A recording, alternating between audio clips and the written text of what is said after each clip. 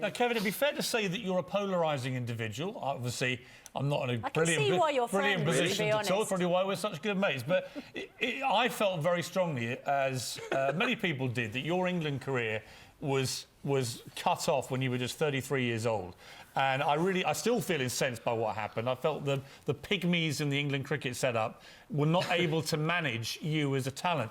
Now you've had time to calm down about it all and there's the water under the bridge. How do you feel about that whole period in your career? Because it did end your England career, and I know that it did hurt you at the time enormously.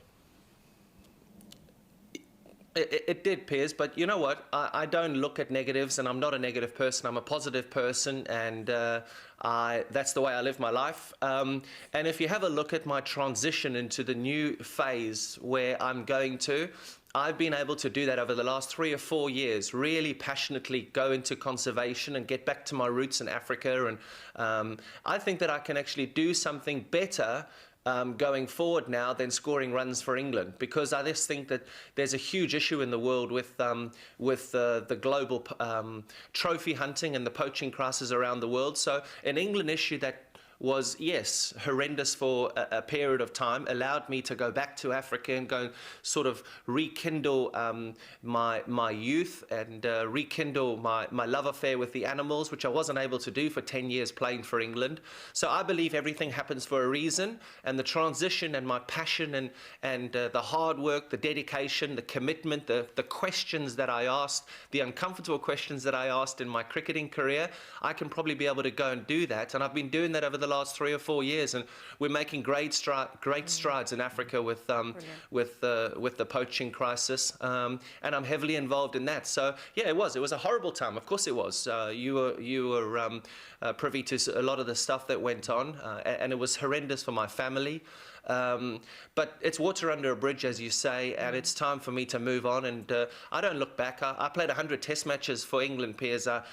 If you'd asked me 20 years ago whether you'd even play first-class cricket in England or play at Lord's, I would have said, shut up.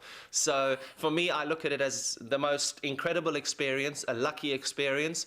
But now I think I've got a second chapter, which is a lot more important than hitting a cricket ball. And well, everyone's behind you with that campaign. The stuff you do with rhinos in particular is fantastic, mate, and we salute you for that. I don't want to put a dampener on things, but have you heard that Shane Warne played Augusta yesterday and got a hole-in-one?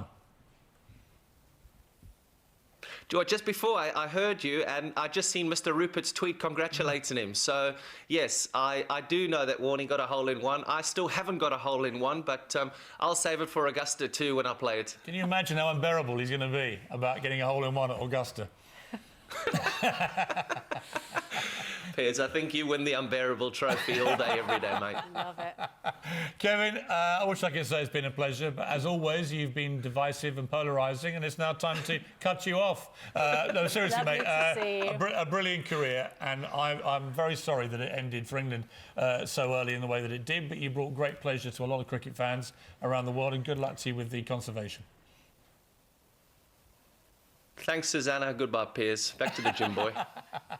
I'm just grateful for the 7 chins comment. Yeah, he calls me that all the time on Twitter, yeah.